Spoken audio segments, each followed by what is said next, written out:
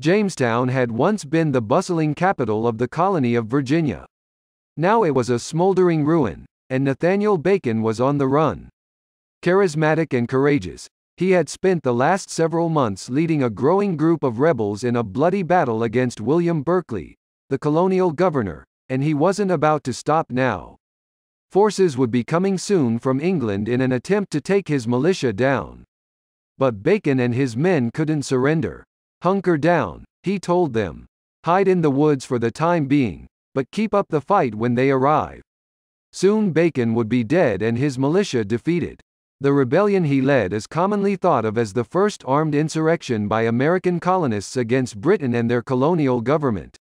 100 years before the American Revolution, Bacon and his armed rebels ransacked their colonial capital, threatened its governor and upended Virginia's social order. Many were executed for their actions. Right after the Revolutionary War, Thomas Jefferson and others upheld the event as a brave stand by embattled colonists. Today, though, historians see it as a tussle over the ownership of the colonial frontier and an effort to further drive Native Americans off their lands. Lean times lead up to Bacon's rebellion. At the time, wealthy settlers had built profitable tobacco plantations and used their crops to pay high colonial taxes. But for poorer Virginians, times were lean. Only people who owned land could vote, and the indentured servants and poorer Virginians who did not felt disenfranchised. Poor farmers had been hit hard by falling tobacco prices, and many on the borders of the colony's frontier wanted to expand westward. There, they faced threats from Native Americans intent on protecting their ancestral lands. When the colonists called on their governor for military support, he refused. Berkeley had long tried to balance his colonists' wishes against those of the tribes on Virginia's borders. But his attempts to appease all sides failed, especially when he used new trade rules to increase his wealthy friends' fortunes. Bacon, who had recently arrived in Virginia and was Berkeley's cousin by marriage, was disgusted by what he viewed as the governor's disloyalty and unfairness. In March 1676, after attacking a friendly tribe and falsely accusing them of stealing his corn, Bacon insisted that the governor finance and support a militia to attack Native Americans on the colony's border. Berkeley refused, infuriating Bacon.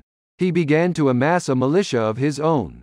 Drunk on brandy and the prospects of the land to which they thought they were entitled, Bacon and his men headed south.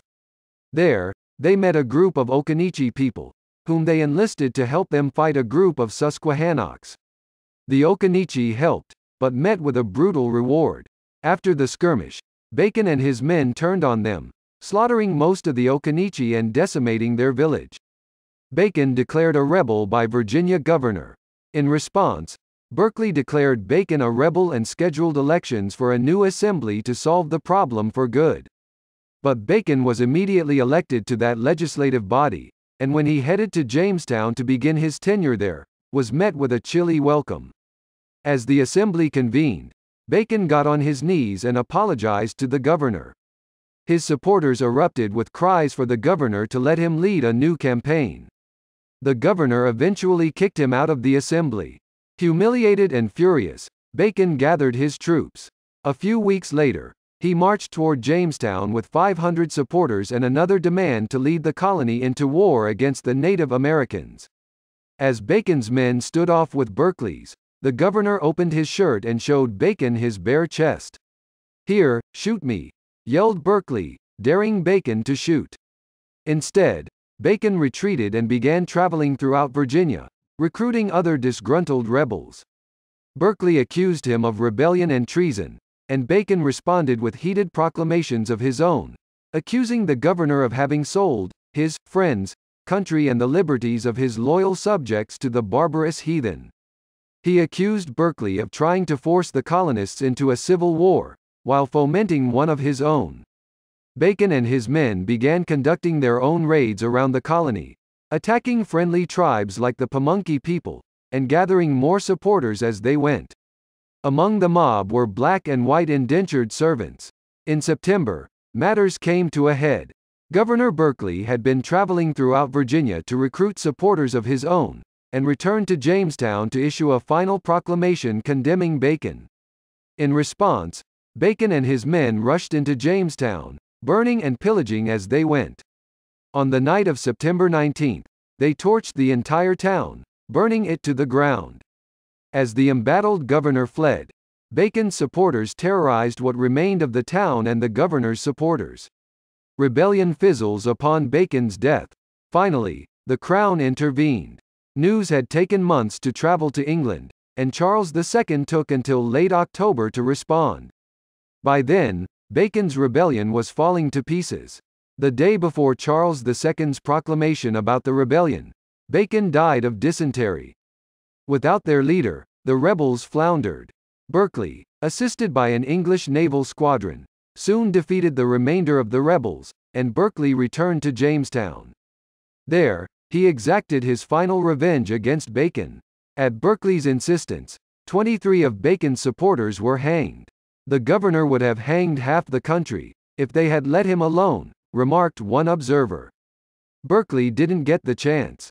Charles II's commission clashed with the governor, whose authority had been undermined and whose 27 years of governance were now ending in disgrace. After arguing with the commissioner, who had been given authority to end Berkeley's governorship, Berkeley went to England to beg Charles II to let him keep his post. Sick, and weakened by the crossing, 6 weeks later Berkeley landed in London a broken man, writes historian Warren M. Billings. Gone were his allies at court. The old governor's one desire was to clear himself with the king. There was no opportunity. Berkeley died before he ever saw the king. How Bacon's rebellion planted the seeds of race-based slavery. In the aftermath of the rebellion, white planters reacted with alarm to the anger they had seen among the black Virginians who had joined Bacon's rebellion. The planters had not been able to control this rowdy labor force of servants and slaves, historian Ira Berlin told PBS. But soon after Bacon's rebellion they increasingly distinguish between people of African descent and people of European descent. They enact laws which say that people of African descent are hereditary slaves. Planters feared what their white indentured servants could do, so they slowly eliminated the system, relying instead on enslaved black people to work their plantations. Backlash from Bacon's rebellion is credited with helping kick off the racial distinctions that defined the colonies and the United States that followed. As for the Native Americans caught in the crosshairs of Bacon and Berkeley's feud, after the massacre, the few Occaneechi people who remained fled their traditional lands. Eventually, they merged with another tribe. In 2004, a small group of Occaneechi descendants bought back a 25-acre parcel of their traditional lands, the first time Occaneechi people have owned land as a tribe for over 250 years.